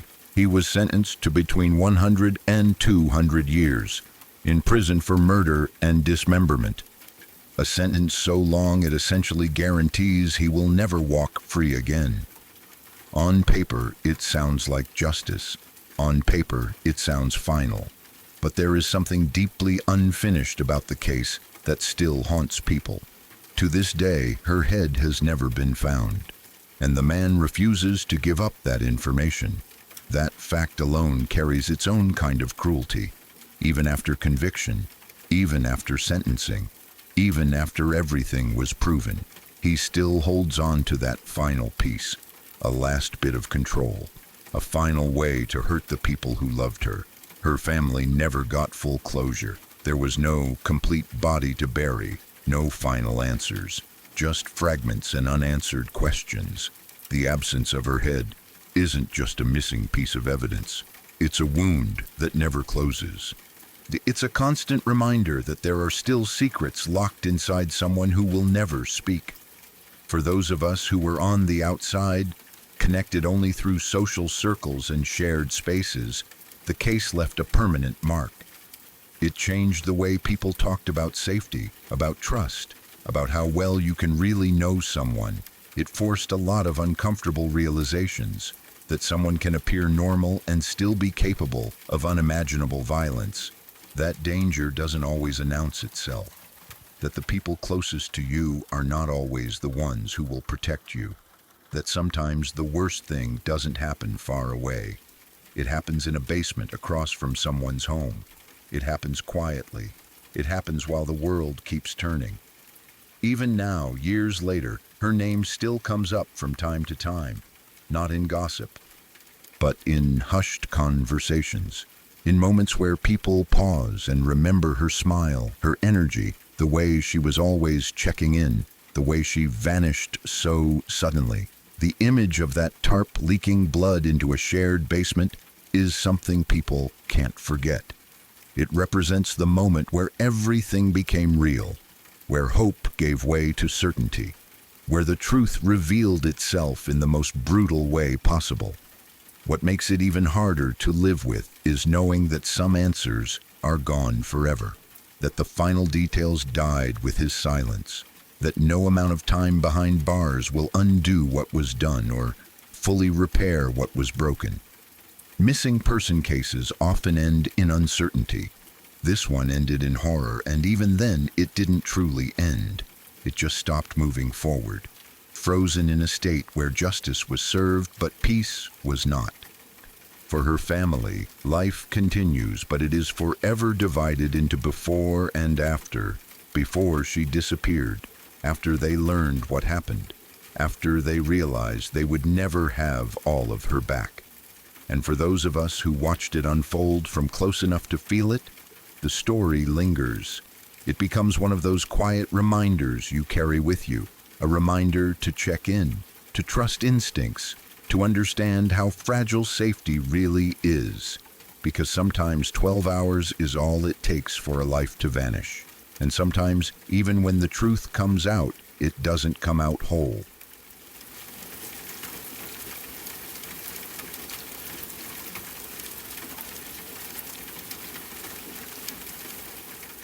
On January 30th, 2016, something happened that is almost impossible to fully imagine, even when you know it's real. It's one of those stories that feels like an urban legend when you first hear it, something designed to scare people into being careful. But the more you look into it, the more horrifying it becomes, because none of it is exaggerated, none of it is symbolic. It all happened exactly as it sounds. A 43-year-old woman, identified only by the surname Wu, entered an elevator in her apartment building. It was a normal day, a normal moment, the kind of thing people do without thinking. She pressed a button, the doors closed, and her life quietly slipped into a nightmare that no one noticed until it was far too late. The elevator she stepped into had been experiencing glitches, small issues, enough that maintenance workers were called in to work on it. That alone isn't unusual. Elevators break down all the time. People get stuck for minutes, sometimes hours. But eventually, someone notices, power is restored, doors are forced open, and everyone goes home shaken but alive. That's not what happened here. At some point after she entered the elevator, maintenance workers shut off the power to the lift so they could work on it. Their method for checking whether anyone was inside was shockingly careless. They knocked on the elevator doors. That was it. No system check, no emergency call verification, no visual confirmation, just knocking. It's horrifying to even think about how flawed that logic is. Elevators are noisy, motors hum, cables move. If the elevator was in motion, how could anyone inside hear knocking from outside? And what if the person inside was deaf or injured or already panicking? Knocking on a metal door and assuming silence means emptiness is not just negligent, it's cruelly inadequate. After that, the maintenance workers left. They went away for Chinese New Year. Days passed, then weeks. The woman never came home. Her family reported her missing. They searched. They asked questions. Somewhere during all of that, her body was less than a few feet away from where people walked every day, locked inside a dark, powerless elevator shaft, completely invisible, completely unheard. Inside that elevator, time must have stopped in a way that no one should ever have to experience. Imagine the moment the power cut, the sudden halt, the lights going out, the realization that you're trapped in a small metal box with no windows, no air movement, and no idea how long it will last. At first, there's probably confusion, maybe even calm. People expect elevators to start again, to lurch forward, to be fixed quickly. Then minutes pass, then hours, and nothing happens. Panic doesn't arrive all at once. It creeps in. It grows slowly, fed by silence. She would have pressed every button, called out, banged on the doors, listened desperately for footsteps, voices, anything. And when nothing came, when no one answered, fear would have taken over completely. The elevator had no power, no emergency phone, no light, no ventilation beyond whatever air was trapped inside. She was alone. She would have screamed until her throat hurt. She would have hit the doors until her hands ached. She would have tried to pry at seams that don't give. At some point, she must have realized no one was coming.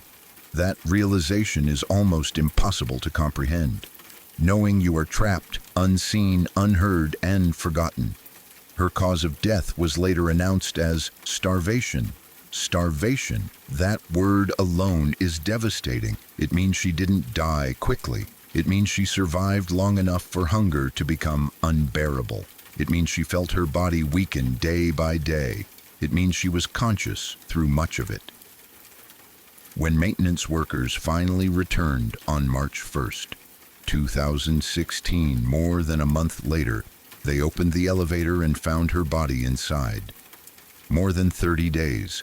30 days in darkness. 30 days trapped in a metal box. 30 days knowing that the outside world was still moving, still living, still celebrating holidays while she slowly died alone. The inside of the elevator told the rest of the story. Scratch marks covered the walls. Not a few marks, not accidental scuffs. Deep, desperate scratches. Marks made by someone who had tried everything. Someone who refused to give up. Someone who fought until their body physically couldn't anymore. Her hands were mangled. That detail is hard to sit with. It means she clawed at the walls, the doors, the panels, anything that might give way. Skin torn, nails broken, hands damaged from repeated attempts to escape. Those injuries speak louder than any report ever could. They tell you she didn't accept her fate quietly. She fought for her life with everything she had. And still, no one heard her. No one checked. No one noticed. What makes this story even more unbearable is how ordinary it all was. This wasn't a crime of passion. It wasn't violence in the traditional sense. No one intended to kill her. And yet, negligence killed her just as surely as a weapon would have. The maintenance workers didn't mean to trap someone, but they didn't bother to properly check. They didn't follow procedures that exist specifically to prevent this exact kind of death. And then they left for a holiday, unaware or unwilling to consider that a human being might be locked inside. Her family spent over a month wondering where she was. They probably imagined accidents, abductions, illnesses. They probably hoped she'd show up any day, embarrassed or apologetic for worrying everyone. They had no idea she was starving to death in her own apartment building. The only name she was identified by publicly was Wu. No full name, no detailed biography, just a surname. That alone feels cruel. A woman reduced to a single syllable after enduring something so unimaginably horrific. She had a life, habits, relationships, memories, a routine, and all of it ended in a dark box because someone knocked on a door and assumed silence meant safety. When people hear this story, the same questions come up again and again. Why didn't anyone hear her? Why didn't the elevator alarm go off? Why didn't the system detect someone inside? Why didn't anyone notice an elevator being out of service for a month? There are no answers that make this easier. Sometimes systems fail, sometimes people cut corners, sometimes responsibility gets passed around until it disappears entirely. And when that happens, ordinary people pay the price in the most extreme ways imaginable. What haunts me most about this story is imagining the passage of time from her perspective. The first night, the second, the moment hunger became constant, the moment hope started to slip, the moment she realized she might not get out alive, the slow physical decline, the psychological terror of being trapped without sensory input, without light, without reassurance. Humans aren't meant to experience that kind of isolation. We aren't meant to die like that. And yet, she did. There's something uniquely cruel about dying in a place designed to transport people safely. An elevator is supposed to be a symbol of convenience, of progress, of modern life. Instead, it became her tomb. When I first heard this story, it scared me so deeply that I almost didn't believe it was real. It sounded too extreme, too cruel, too cinematic. But the facts are there. The dates, the reports, the cause of death, the scratch marks. This wasn't a horror movie. This was real life. And unlike horror movies, there was no villain to confront, no final rescue, no moment where the doors burst open and someone pulls her out just in time. There was only silence and time and neglect. Now, every time I step into an elevator, I think about her.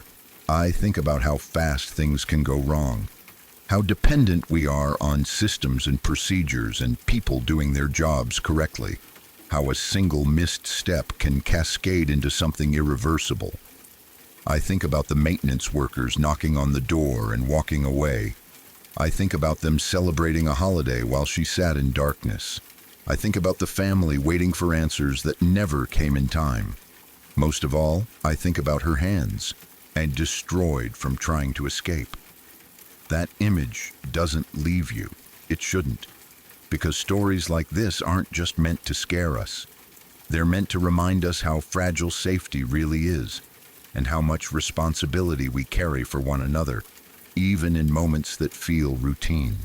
This was one woman, one elevator, one mistake, and it ended in one of the most dreadful ways a person can die. It's heartbreaking, it's terrifying, and it's real.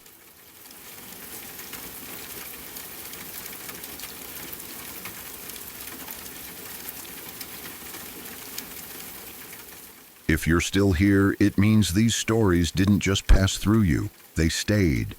Every story you heard tonight was real.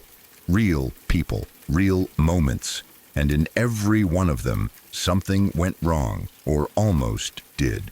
If you want to keep exploring the stories that don't let go so easily, subscribe to Shadow Archives, because there are more stories waiting, and not all of them end before it's too late.